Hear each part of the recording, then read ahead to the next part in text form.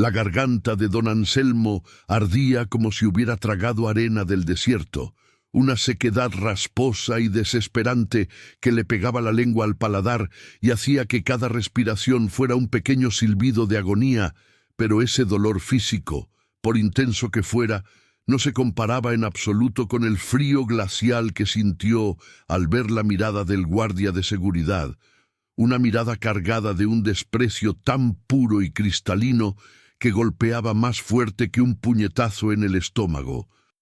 Anselmo, con sus 78 años pesándole en los huesos y la espalda curvada por décadas de sol inclemente y trabajo bruto en la tierra, apretó con fuerza el asa de su vieja maleta de cuero, un objeto desgastado, lleno de arañazos y con las esquinas peladas, que contrastaba violentamente con el brillo inmaculado del mármol blanco que cubría el suelo de aquella sucursal bancaria, el banco más prestigioso y exclusivo de la ciudad, un templo del dinero donde el aire acondicionado soplaba con un aroma artificial a pino y limpieza, mientras que él, Anselmo, despedía el olor honesto pero penetrante del abono, la tierra húmeda y el sudor seco de un viaje de 6 horas en un autobús rural sin ventanas. Dio un paso vacilante hacia el dispensador de agua, un elegante aparato cromado con vasos cónicos de papel, visualizando el líquido transparente y fresco que podría aliviar su tormento. Pero antes de que sus dedos callosos y manchados de tierra negra pudieran siquiera rozar uno de los vasos, una mano enguantada en látex negro se interpuso bruscamente en su camino, deteniendo su avance con una autoridad humillante, y entonces escuchó la voz, seca y cortante como el chasquido de un látigo. «Oiga, abuelo, eso es para clientes, no para indigentes que vienen a ensuciar el piso».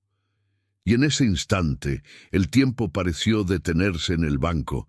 El bullicio de las transacciones y los teclados cesó, y Anselmo se quedó congelado, con la mano extendida en el aire, temblando no solo por la debilidad de la edad, sino por la vergüenza súbita que le subió por el cuello al darse cuenta de que todas las miradas, desde las de los cajeros hasta las de los ejecutivos en sus cubículos de cristal, estaban clavadas en él, juzgándolo, midiéndolo y encontrándolo indigno incluso de un sorbo de agua corriente.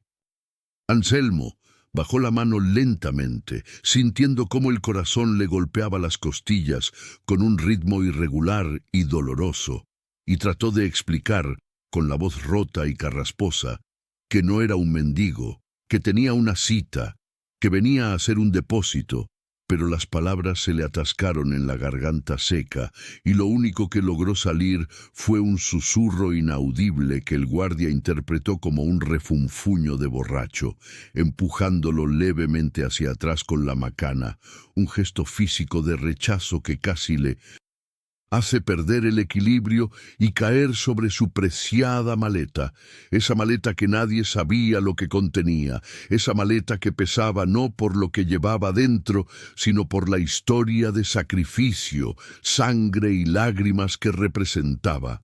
Una carga que valía más que todo el edificio, más que los trajes de seda de los banqueros, más que los autos de lujo aparcados afuera. «Solo un poco de agua, joven, por favor. Estoy mareado», intentó decir de nuevo, reuniendo la poca dignidad que le quedaba, mirándolo a los ojos con esa honestidad desarmante de la gente de campo. Pero el guardia ni siquiera parpadeó, endureciendo su postura como si estuviera protegiendo la Reserva Federal de un terrorista peligroso, y señaló la puerta giratoria con un gesto despectivo, diciendo: «El baño público está a 3 cuadras. Aquí no es beneficencia. Si no tiene cuenta, largo». Y fue ahí, justo en ese momento de crueldad innecesaria, donde el destino de todos los presentes quedó sellado, porque lo que el guardia y el gerente que observaba desde su oficina en el segundo piso con una mueca de asco no sabían, era que ese anciano sucio y sediento no solo tenía el poder de comprar el agua, sino de comprar el dispensador, el guardia, el mármol, las paredes y hasta el aire que respiraban, y que esa negación, ese simple vaso de agua negado a un anciano, sería la chispa que encendería un incendio moral que consumiría la arrogancia de esa ciudad hasta los cimientos. Antes de continuar con esta historia que te hará hervir la sangre y luego te hará llorar de emoción, necesito pedirte algo rápido. Si alguna vez has sentido que te juzgan por tu apariencia y no por lo que eres, suscríbete ahora mismo al canal, porque la lección que este granjero le va a dar a estos arrogantes es algo que necesitas ver para creer, y de paso, cuéntame en los comentarios desde qué país y ciudad estás viendo esto. Me encanta saber hasta dónde llegan nuestras historias de justicia. La situación en el vestíbulo del banco escaló de una incomodidad silenciosa a un espectáculo grotesco en cuestión de segundos, porque la insistencia silenciosa de Anselmo, quien se negaba a moverse no por terquedad, sino porque sus piernas simplemente no respondían debido a la deshidratación y al shock emocional, fue interpretada por el personal como un acto de desafío, una rebelión de la pobreza contra la riqueza, y entonces apareció él, el antagonista principal de nuestra pesadilla, el gerente general de la sucursal, el señor Ricardo Valenzuela, un hombre de 40 años que lucía un traje italiano azul marino que costaba más de lo que un peón ganaba en 2 años, con el cabello engominado hacia atrás y un reloj de oro que brillaba bajo las luces halógenas, quien bajó las escaleras de mármol no caminando, sino descendiendo como un dios molesto que baja al inframundo para castigar a los mortales, haciendo sonar sus zapatos de suela dura con un eco autoritario que hizo que incluso el guardia de seguridad se enderezara y bajara la cabeza en señal de sumisión. Valenzuela se detuvo a 2 metros de Anselmo, manteniendo una distancia sanitaria prudente, y arrugó la nariz con una expresión de repugnancia tan exagerada que parecía una caricatura de la maldad, sacando un pañuelo de seda de su bolsillo para cubrirse parcialmente la boca y la nariz, como si el anciano fuera una fuente de radiación tóxica o una enfermedad contagiosa, y sin siquiera dirigirse a Anselmo directamente, le habló al guardia con un tono de voz lo suficientemente alto para que todos, los clientes VIP que esperaban en los sofás de cuero, escucharan y admiraran su firmeza. ¿Por qué sigue esta persona aquí? ¿No te pago para mantener el ambiente exclusivo de nuestra sucursal? Saca esta basura a la calle antes de que el olor se impregne en las cortinas. Y esas palabras, basura y olor, cayeron sobre Anselmo como piedras, aplastando su espíritu, haciéndolo sentir pequeño, insignificante, sucio, recordándole todas las veces en su vida que alguien de la ciudad lo había mirado por encima del hombro, pero nunca, jamás, con tanta virulencia y en público. Anselmo sintió que las lágrimas picaban en sus ojos, no de tristeza, sino de una impotencia rabiosa, y apretó el asa de la maleta hasta que los nudillos se le pusieron blancos, tratando de articular una defensa, tratando de decir: «Señor, tengo dinero, vengo a hacer negocios».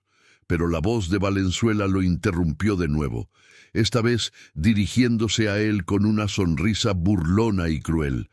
«Mírese, amigo, está manchando el piso, esas botas tienen estiércol, se da cuenta de que limpiar ese metro cuadrado cuesta más de lo que usted lleva en esa maleta rota. Háganos un favor a todos y regrese a su granja o al basurero de donde salió. Aquí manejamos capitales, no caridad para vagabundos». Y al decir esto, Valenzuela hizo un gesto a los clientes, buscando complicidad, buscando esa validación enfermiza de los poderosos, y para horror de Anselmo, varios clientes, hombres y mujeres bien vestidos, soltaron risitas nerviosas o asintieron con la cabeza, validando la humillación, convirtiéndose en cómplices silenciosos de aquel atropello moral.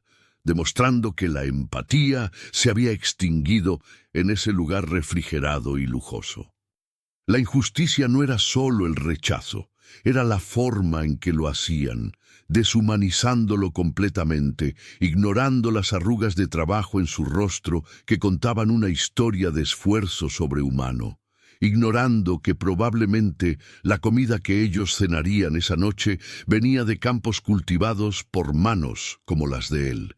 Y en ese momento una microvirada ocurrió, una pequeña esperanza que pareció surgir cuando una joven cajera, nueva en el banco, hizo un amago de levantarse de su silla con una botella de agua en la mano, con los ojos llenos de lástima, pero bastó una sola mirada fulminante de Valenzuela, una mirada de «si te mueves, estás despedida», para que la chica se congelara y volviera a sentarse, bajando la cabeza avergonzada, dejando a Anselmo completamente solo en el centro del ruedo, rodeado de lobos con trajes caros.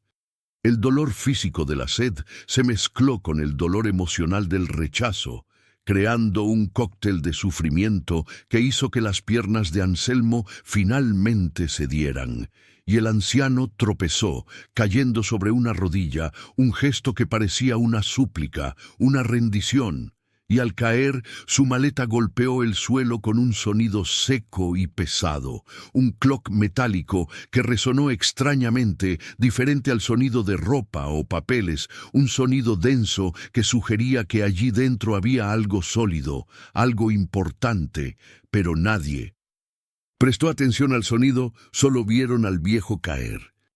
«Dios mío, qué asco, ni siquiera se puede mantener en pie, seguro está borracho», exclamó una mujer con un abrigo de pieles desde la zona de espera, cubriéndose la boca con horror teatral.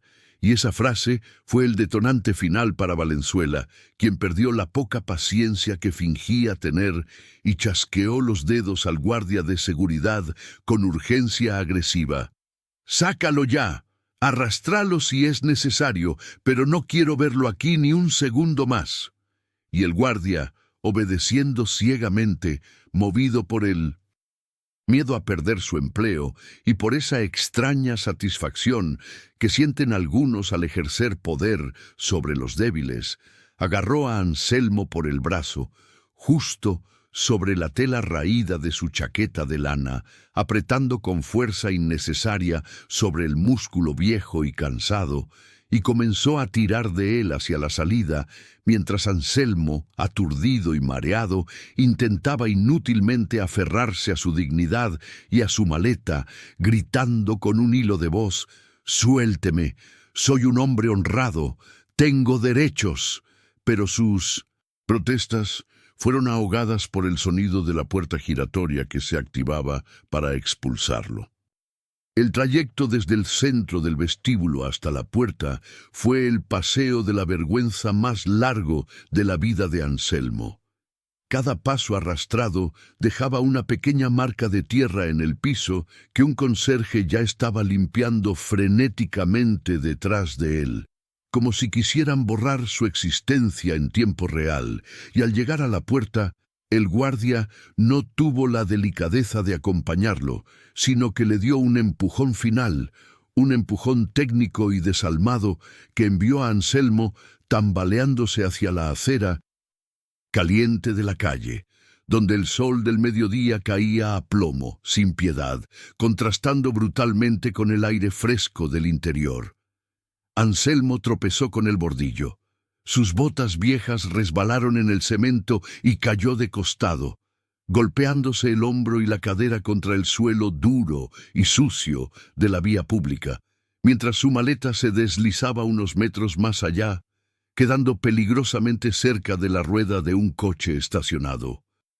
La puerta de cristal del banco se cerró detrás de él, y a través del vidrio ahumado pudo ver la silueta de Valenzuela ajustándose el nudo de la corbata y sonriendo a los clientes, como quien acaba de solucionar un problema menor de plagas, y luego el gerente dio la espalda, dándole a Anselmo la visión final de la indiferencia absoluta, dejándolo allí, tirado como un perro callejero, con la sed quemándole la garganta y el corazón roto en 1000 pedazos.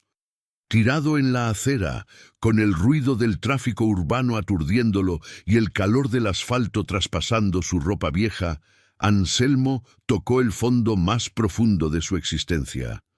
No era la pobreza, porque él nunca se había sentido pobre en su granja rodeado de naturaleza.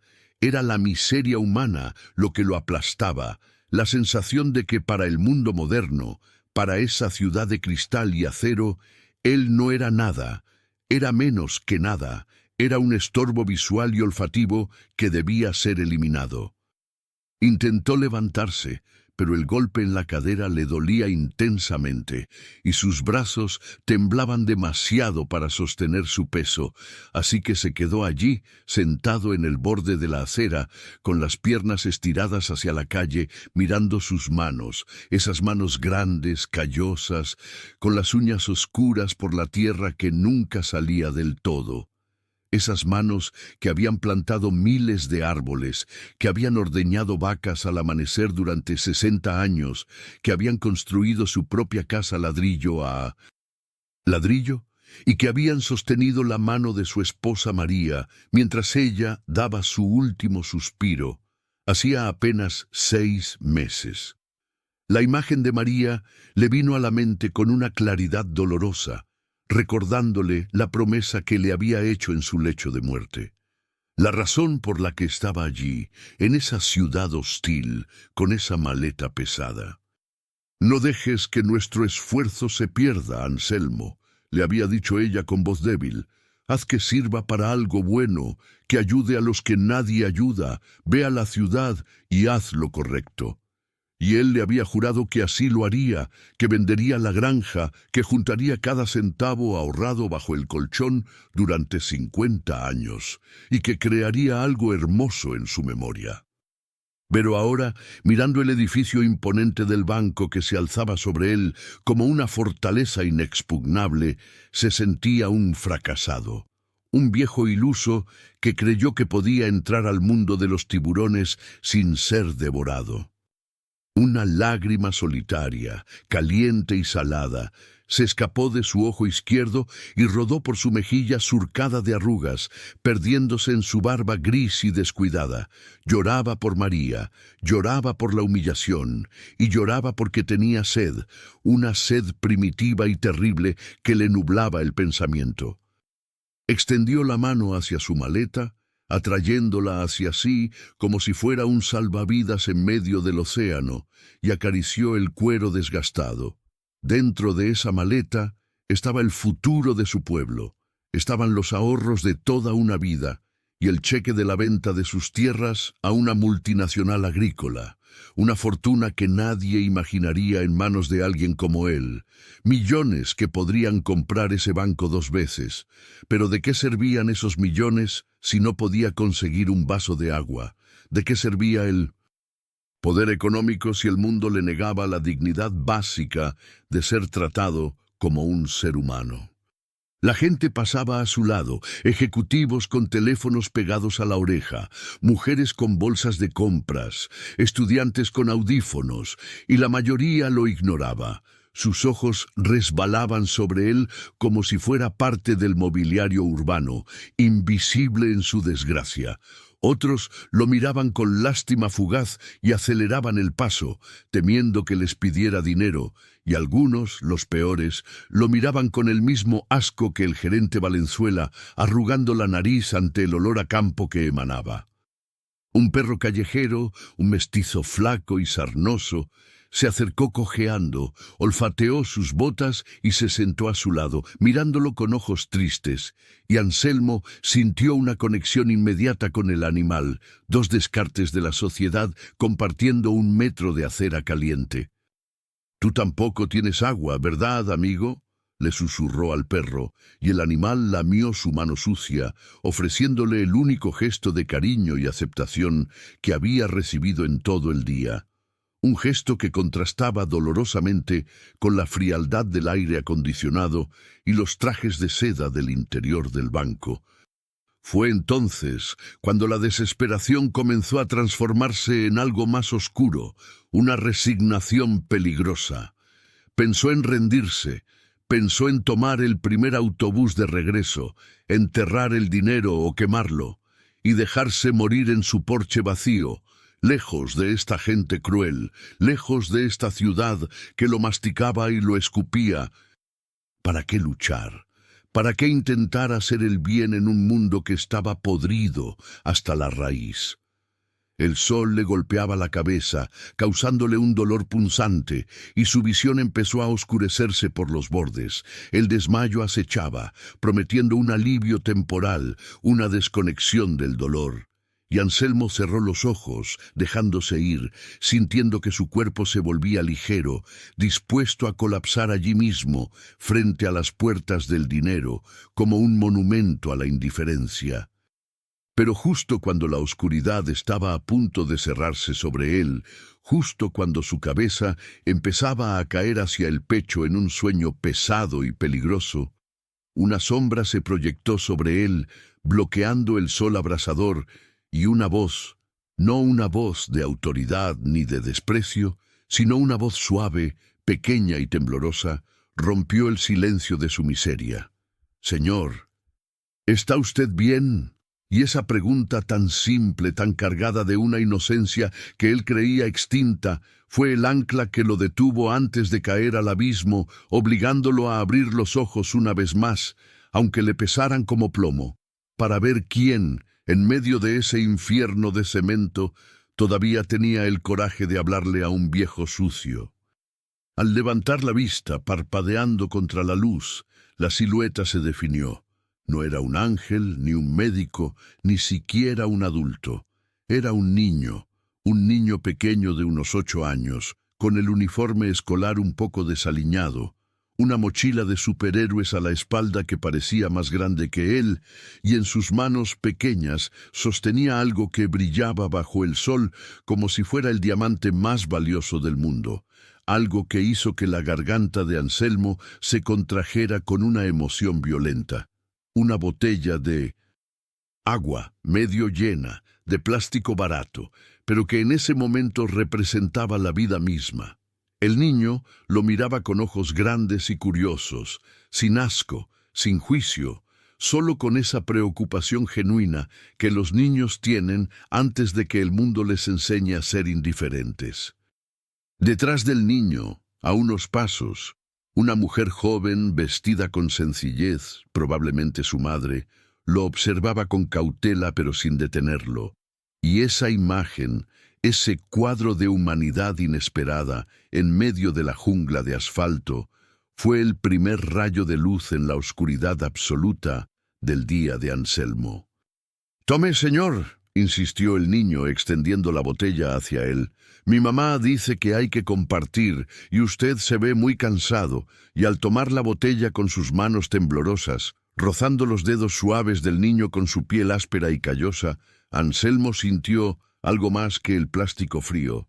Sintió que la balanza del universo, que hasta ese momento estaba inclinada totalmente hacia la maldad y la injusticia, empezaba a temblar, preparándose para corregirse, porque ese acto de bondad, ese simple regalo de agua que el banco millonario le había negado, le dio la fuerza física y moral que necesitaba no solo para sobrevivir, sino para recordar quién era, qué llevaba en la maleta y qué debía hacer con los que lo habían humillado.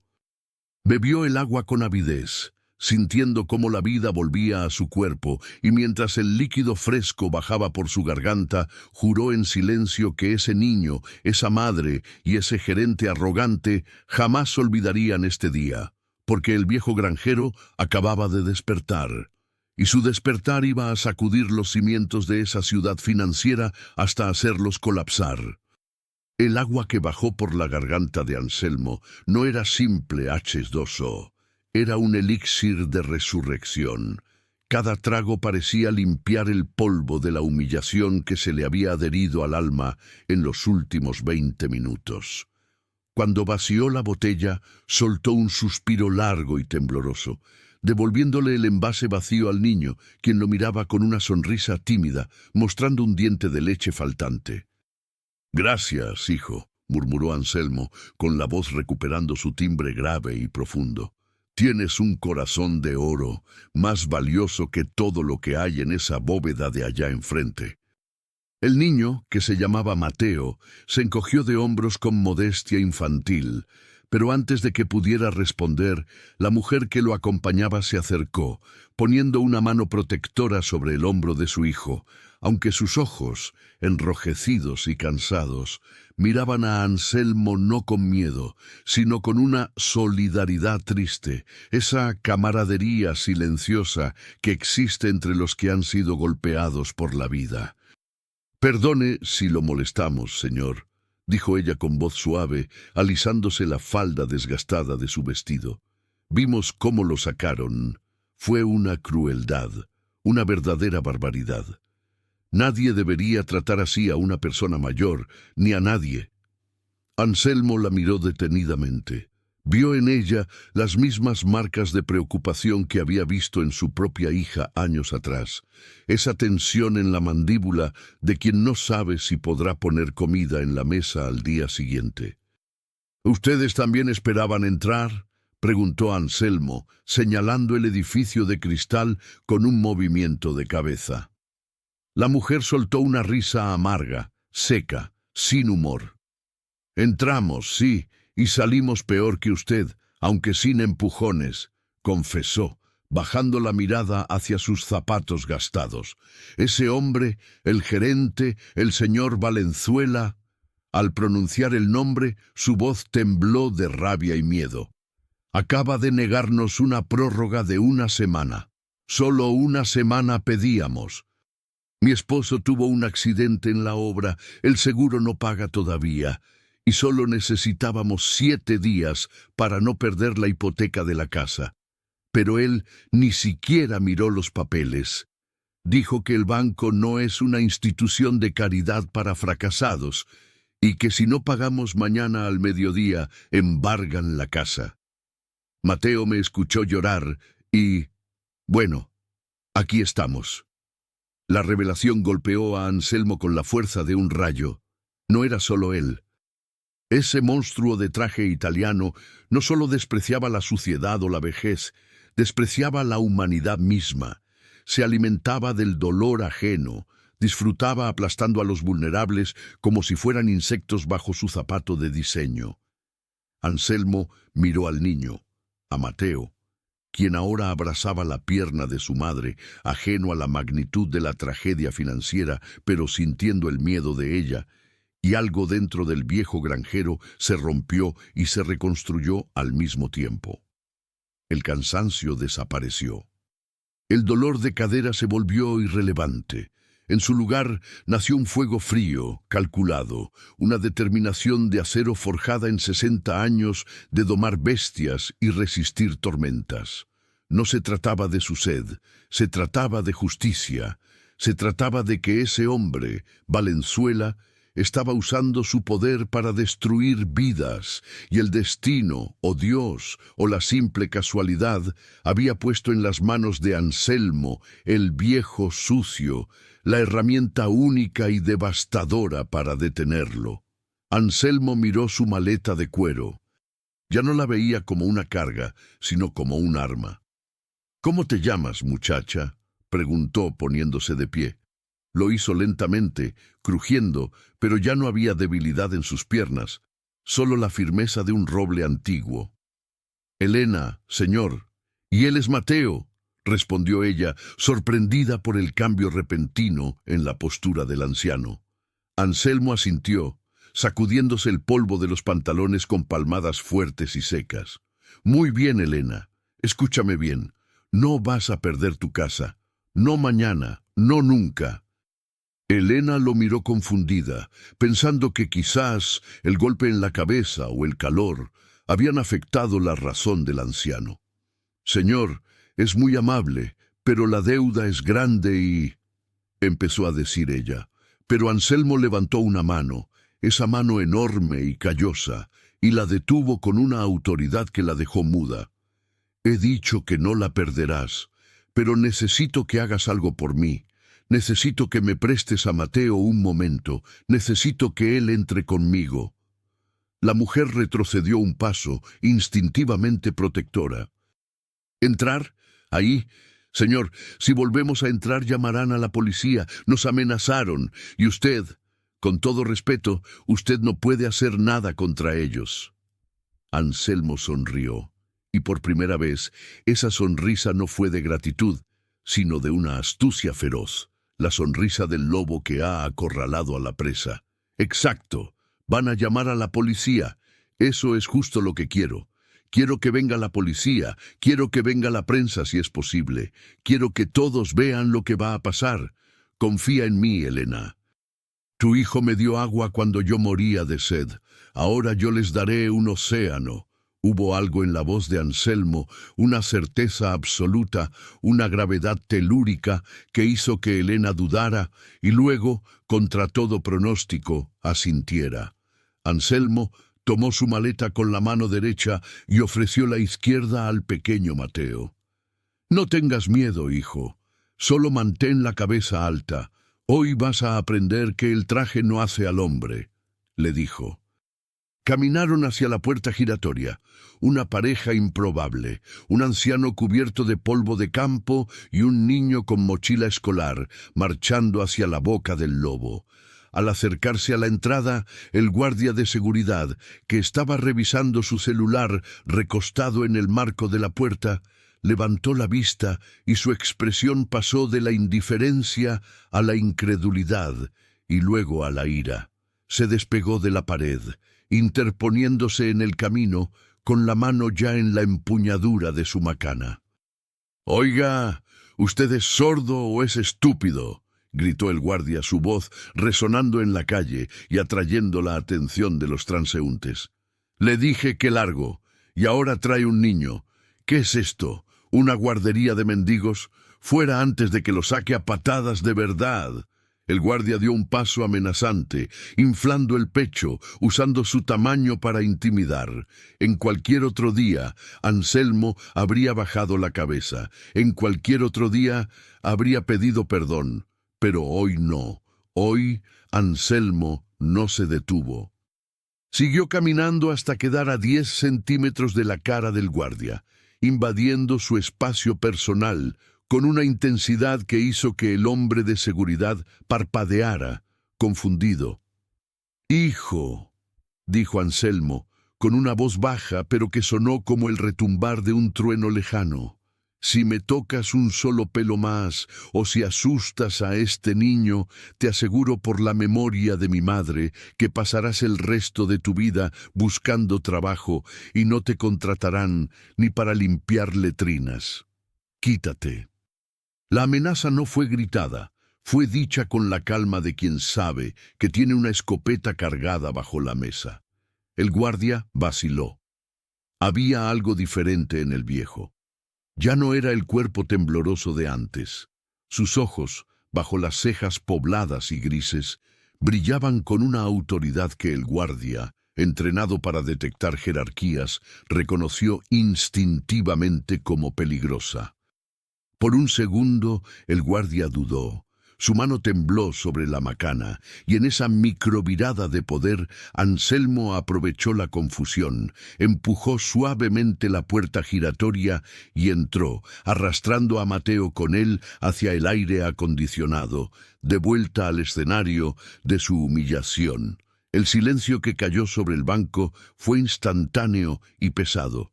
Fue como si alguien hubiera cortado el cable del sonido de una película. Los cajeros dejaron de teclear. Los clientes se giraron con las bocas abiertas y desde el fondo del salón, cerca de la zona de las cajas fuertes, la voz de Ricardo Valenzuela rompió la quietud como un vidrio roto.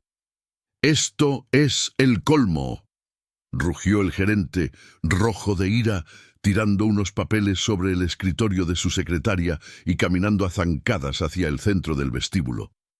«Seguridad, Ramírez, ¿qué haces dejando entrar a este animal otra vez? Llama a la policía ahora mismo. Quiero cargos por allanamiento, alteración del orden y acoso». Valenzuela se plantó frente a Anselmo, manteniendo la distancia, señalándolo con un dedo acusador y manicurado. «Te di una oportunidad, viejo asqueroso. Te dejé ir. Ahora vas a dormir en una celda. Y llévate a ese mocoso y a su madre llorona de aquí. Esto es un banco, no un refugio». La humillación pública volvía a empezar, pero esta vez la reacción de Anselmo fue diferente. No se encogió. Soltó la mano de Mateo suavemente, indicándole que se quedara detrás de él, y caminó lentamente hacia el centro del salón, hacia una mesa de caoba pulida que servía para que los clientes llenaran sus formularios de depósito. Los clientes VIP retrocedieron, arrugando la nariz, murmurando sobre la incompetencia de la seguridad, validando con sus susurros la crueldad del gerente. «Usted habla mucho, señor Valenzuela», dijo Anselmo, su voz proyectándose clara en la acústica perfecta del banco. «Habla de dinero, habla de exclusividad, habla de limpieza, pero no sabe nada de valor». Anselmo levantó la maleta de cuero y la puso sobre la mesa de caoba. El sonido fue pesado, contundente. ¡Pum! Le pedí agua y me dio insultos. A esta mujer le negó tiempo y le dio desesperanza. Usted cree que es dueño de este lugar porque lleva ese traje y tiene esa placa en el escritorio. Valenzuela se rió, una risa nerviosa y burlona, mirando a su alrededor buscando apoyo. «¿Me estás dando un sermón? ¿Un vagabundo me está dando clases de moral? Por favor, saquen a este payaso de aquí antes de que vomite por el olor». Dos guardias más aparecieron corriendo desde el pasillo trasero, acercándose a Anselmo para someterlo. La tensión era máxima. Una mujer gritó: «¡Cuidado! ¡Puede tener un arma!». El ambiente se cargó de electricidad estática. Elena, desde la puerta, se tapó la boca, aterrorizada de haber cometido un error fatal al confiar en el anciano. Parecía que todo iba a terminar en violencia, con Anselmo esposado y arrastrado. Pero justo cuando la mano del primer guardia iba a tocar el hombro de Anselmo, el viejo granjero hizo un movimiento rápido, preciso. Sus dedos callosos desabrocharon los dos cierres metálicos de la maleta. Clac, clac. Bloco 6. El clímax. La lluvia de verdad y la compra maestra. «¡No lo toquen!», gritó Anselmo con tal fuerza que los guardias se frenaron en seco. «¡Miren! ¡Miren lo que su basura trae al banco!». Y con un movimiento teatral, violento y liberador, Anselmo abrió la tapa de la maleta de par en par. Lo que sucedió a continuación no fue un grito, fue un grito ahogado colectivo. No había ropa sucia, no había comida podrida, no había piedras. La maleta estaba repleta, compactada hasta el límite, de fajos de billetes, billetes de alta denominación, dólares y moneda local, atados con gomas elásticas, ordenados con la precisión de quien ha contado cada centavo durante décadas. El olor a papel moneda viejo y guardado se mezcló con el olor a campo, creando una fragancia embriagadora que paralizó a todos los presentes. Pero no era solo dinero en efectivo. Encima de las pilas de billetes descansaba una carpeta de cuero azul, con el sello dorado de una firma de abogados internacional y un logotipo que Valenzuela reconoció al instante: Agroindustrial Global Corp. Anselmo metió la mano en la maleta, ignorando los millones en efectivo que valían más que la vida de todos los presentes juntos, y sacó la carpeta azul. La lanzó sobre la mesa, deslizándola hasta que chocó suavemente contra el estómago de Valenzuela. «¡Ábrala!», ordenó Anselmo. Ya no era una petición. Era una orden de un superior. Valenzuela, pálido como un papel, con el sudor empezando a perlar su frente perfecta, miró el dinero, miró al viejo, miró la carpeta. Sus manos temblaban.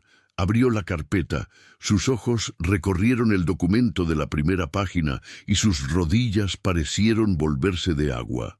Se tuvo que apoyar en la mesa para no caer.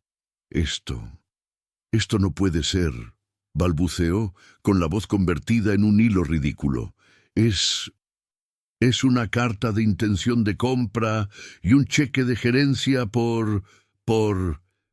Valenzuela no pudo terminar la cifra. Se le atragantó. Por 50 millones de dólares, completó Anselmo con frialdad absoluta. El precio acordado con su casa matriz en la capital para la adquisición del edificio y la inyección de capital que salva a esta sucursal de la quiebra técnica que usted, señor Valenzuela, ha estado ocultando con sus mañas contables. El silencio en el banco era sepulcral. Se podía escuchar el zumbido de las computadoras. Anselmo se giró hacia los clientes, hacia los empleados, hacia el guardia que ahora parecía querer volverse invisible.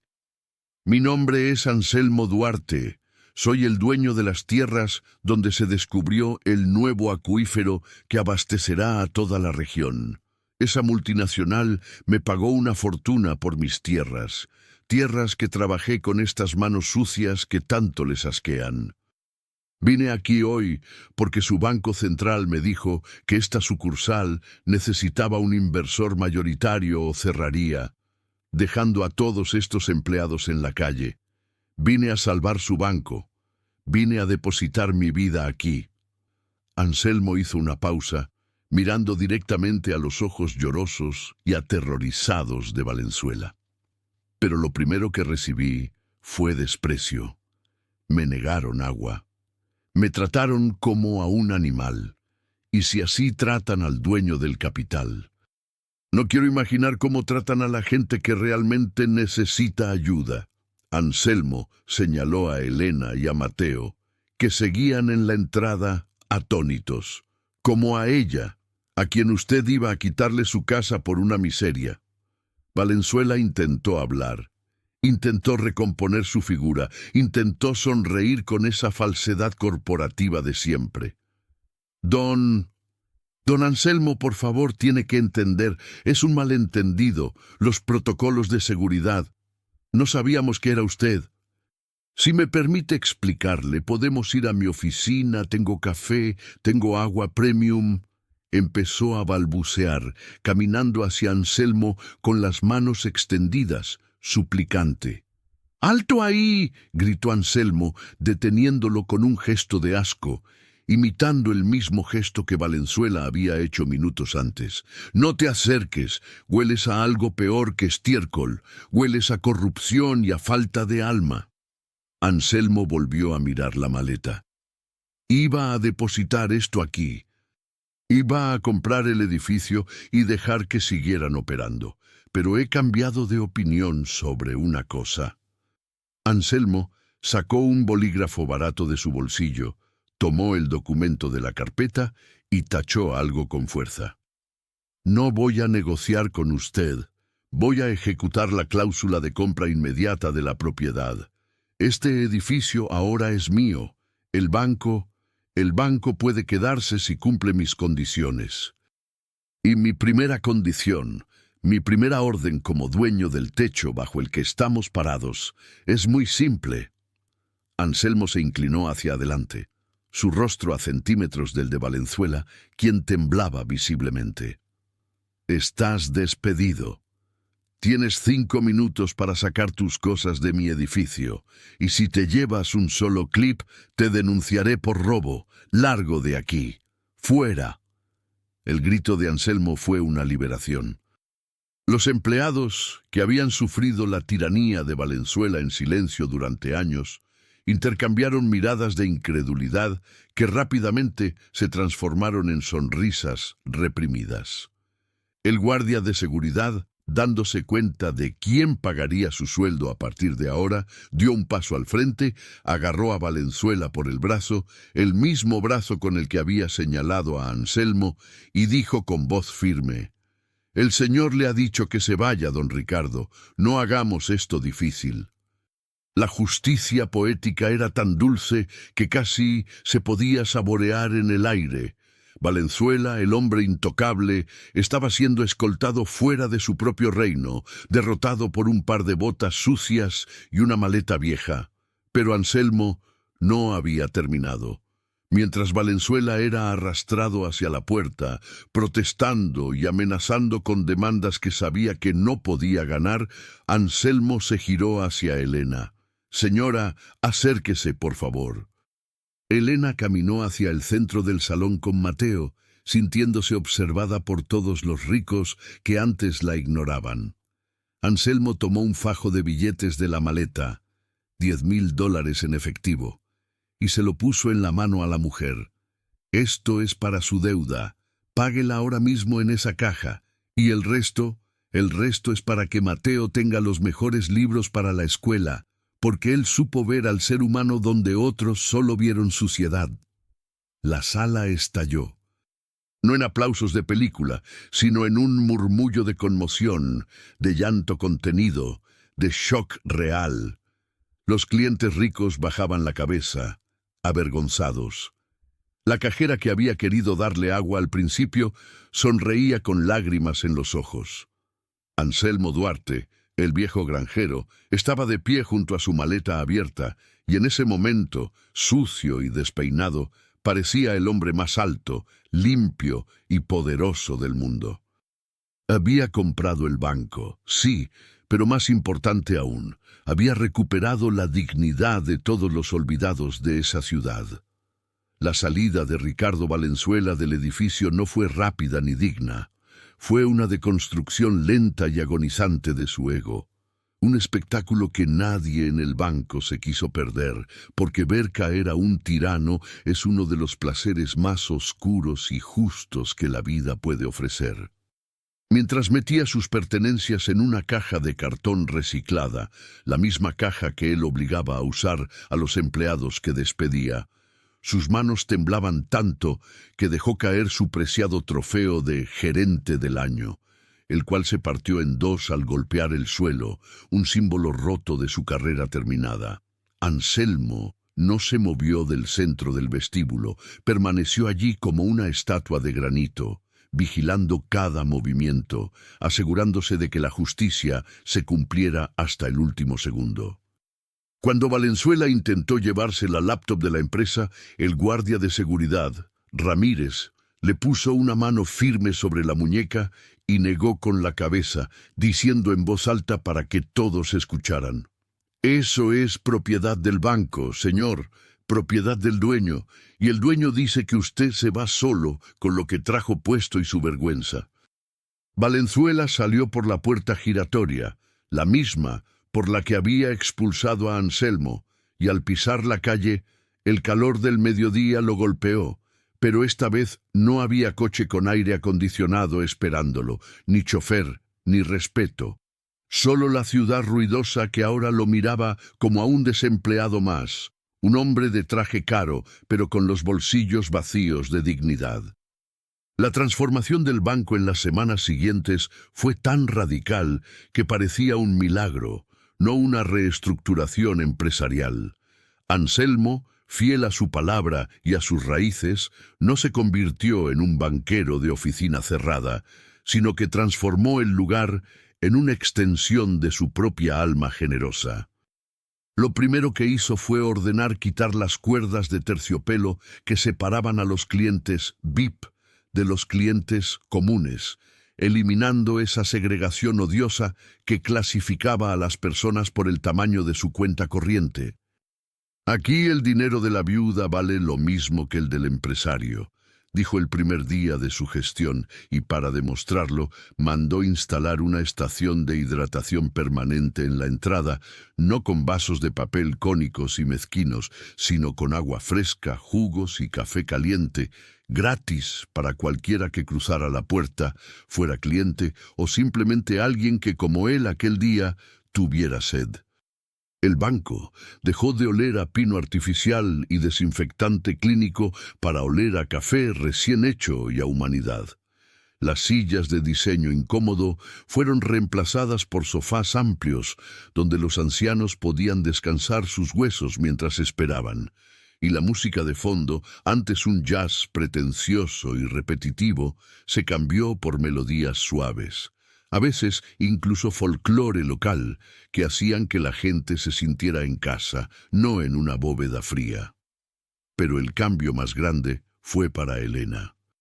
Anselmo no solo pagó su deuda, vio en ella la honestidad y la fuerza de una madre leona y le ofreció un puesto, no como cajera, sino como encargada de atención humana, un departamento nuevo que él inventó para asegurarse de que nadie, absolutamente nadie, saliera de ese edificio sintiéndose humillado.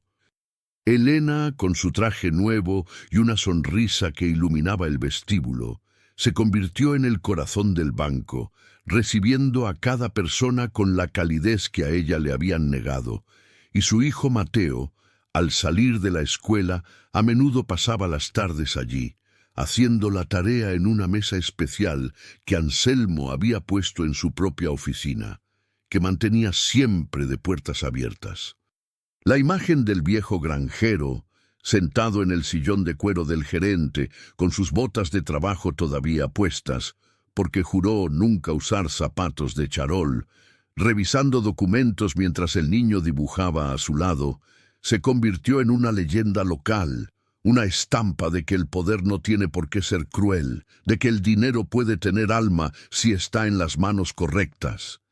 Sin embargo, la historia no estaría completa sin saber qué pasó con el arquitecto de la maldad, Ricardo Valenzuela, porque el destino, cuando cobra con intereses compuestos. Valenzuela intentó conseguir trabajo en otros bancos de la ciudad, confiado en su currículum y su experiencia, pero lo que no sabía es que la noticia de su despido, y sobre todo, de la razón de su despido, había corrido como la pólvora en los círculos financieros. En la era de la información, la reputación es de cristal, y la suya estaba hecha añicos. En cada entrevista, los reclutadores lo miraban con una mezcla de curiosidad mórbida y rechazo. Nadie quería contratar al hombre que echó al dueño millonario por pedir agua. Se había convertido en un paria, en un meme corporativo, en un riesgo de relaciones públicas que nadie estaba dispuesto a asumir.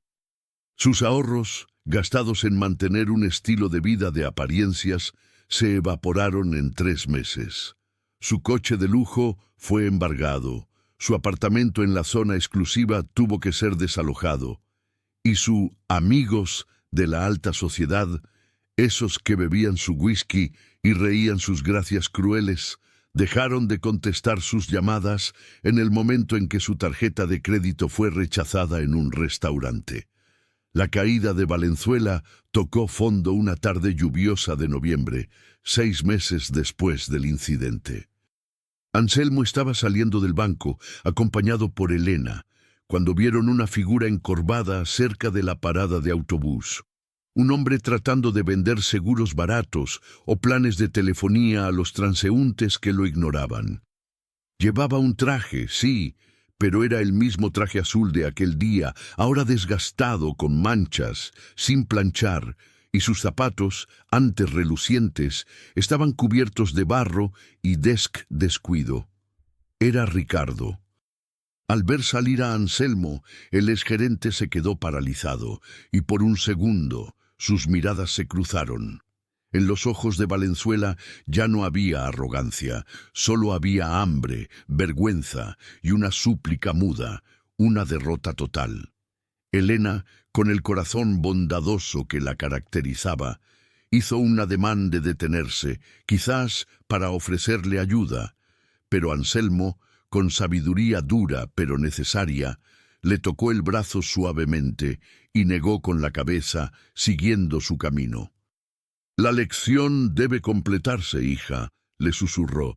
«Él no necesita dinero ahora, necesita entender lo que es ser invisible, necesita sentir el frío que él provocó en otros. Solo cuando su orgullo muera del todo, podrá renacer como un hombre de verdad. Darle algo ahora sería insultar su aprendizaje».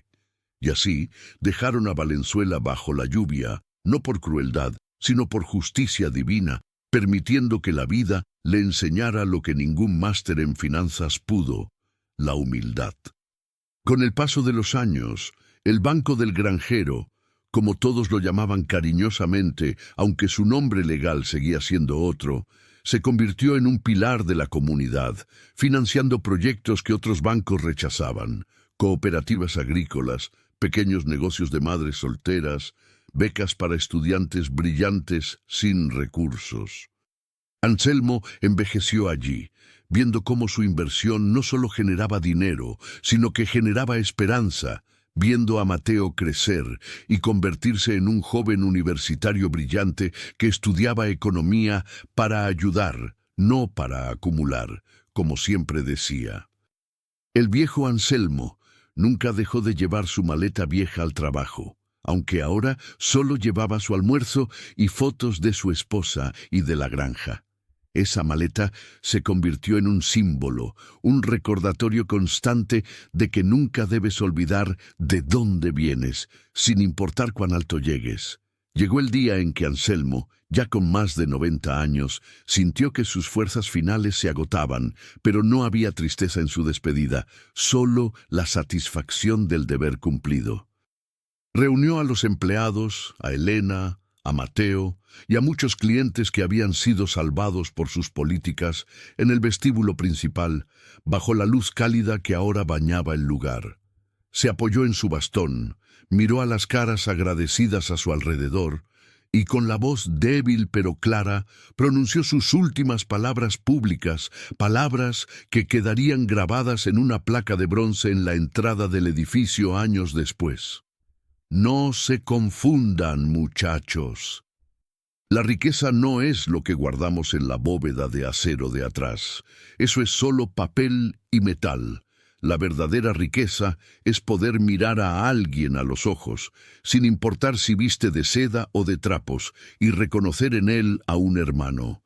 La verdadera riqueza es tener sed y encontrar una mano amiga, no una puerta cerrada. Cuide este lugar, no como un banco, sino como un refugio, porque el día que perdamos la humanidad estaremos en bancarrota, aunque las cajas fuertes estén llenas. La historia de Anselmo Duarte, el granjero sucio que compró un banco, no terminó con su muerte.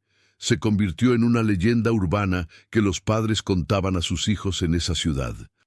Se dice que, incluso hoy, si pasas por esa sucursal y tienes sed, nunca te faltará un vaso de agua fresca, y que los guardias de seguridad, en lugar de empujar a la gente, abren las puertas con una sonrisa, porque saben que el espíritu del viejo Anselmo sigue allí, vigilando, sentado en algún rincón invisible con sus botas manchadas de tierra, asegurándose de que la justicia y la bondad sean siempre la moneda más valiosa de cambio.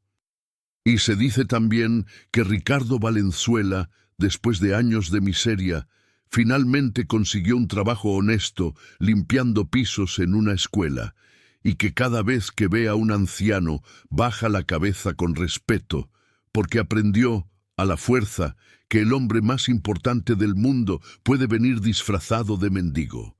Esta historia nos deja una enseñanza que golpea el alma. Nunca, jamás, juzgues a alguien por su apariencia. La vida es una rueda gigante que gira constantemente. Hoy puedes estar arriba, mirando a todos desde tu torre de marfil, despreciando al que te pide ayuda, pero mañana esa misma rueda puede arrastrarte al suelo, y podrías encontrarte necesitando la mano de la misma persona a la que humillaste. La arrogancia es una venda que nos impide ver el valor real de las personas, y cuando esa venda cae, la realidad suele ser dolorosa. Seamos como Mateo, que ofreció agua sin preguntar. Seamos como Anselmo, que usó su poder para construir y no para destruir. Porque al final del día no nos llevaremos ni un centavo a la tumba, solo nos llevaremos el amor que dimos y la dignidad con la que tratamos a los demás. Si esta historia ha tocado tu corazón, si has sentido la rabia por la injusticia y la alegría por la redención de Anselmo, te pido que hagas algo muy importante hoy. Comparte este video con alguien que necesite escucharlo.